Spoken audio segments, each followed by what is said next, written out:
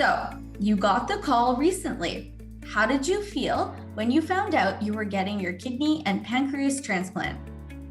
Yeah, so I felt incredible. One of the things that was sort of unique to my story was I had actually gotten the call 3 times before. And I think one of the things that people don't necessarily realize is sometimes you can get the call in for transplant, but when they do the donor surgery, there can be something wrong with any one of the organs. It can have different fatty cells on it. There can be an injury, whatever it may be. So I had sort of experienced both the highs and the lows of getting the call. And this time, something about it just felt different. It's hard to explain. I just had a really good feeling about it. And but I was ready to also sort of be disappointed because it's just a reality of organ donation. It's not a perfect time every single time.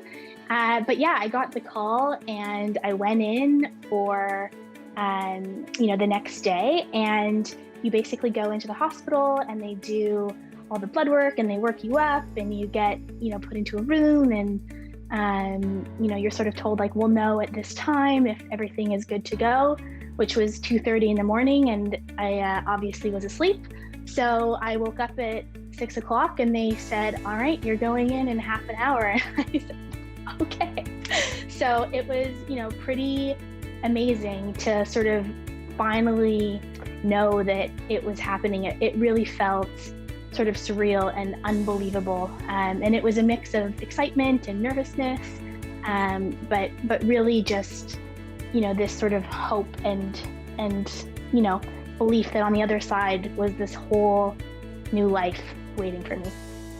So that was on May 5th, correct?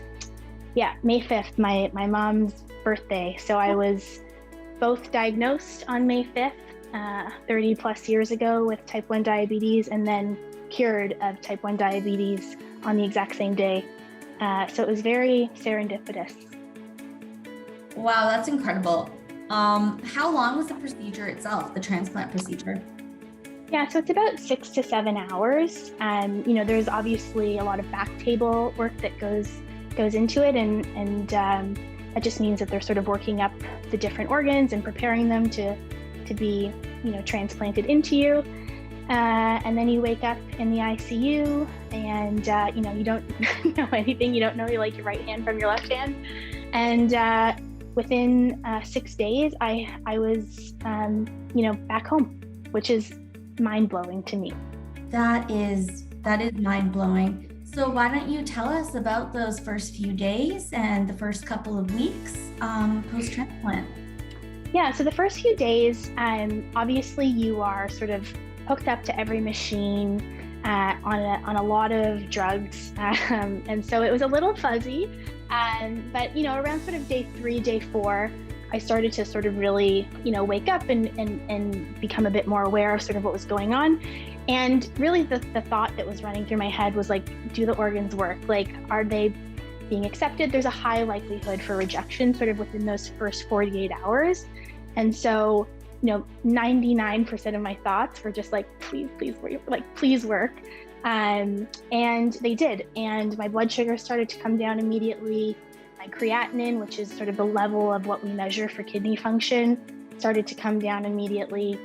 Little things like my skin suddenly felt different, I had color in my face. I had been sort of like a light tinge of yellow before, and all of a sudden I had like pink in my cheeks, and I was just like, pink in my cheeks, this is amazing. And slowly starting to walk. So around day 2, you have to get up and walk around the ward. And they asked if I wanted to do 1 circle around the ward. I decided to do 2. And then on day 6 I went home, and my mom was with me and sort of taking care of me. I was slow, and things were sort of hard to move around. I had a quite a large incision sort of from the top of my belly button all the way down, which is about 12 inches. And I was walking with a cane for a little bit just for comfort. But yeah, so far so good. I'm able to eat all the cheese I want. I can, have all the chocolate. It's pretty remarkable that within 6 or 7 hours, these 2 chronic diseases that occupied so much of my life are cured.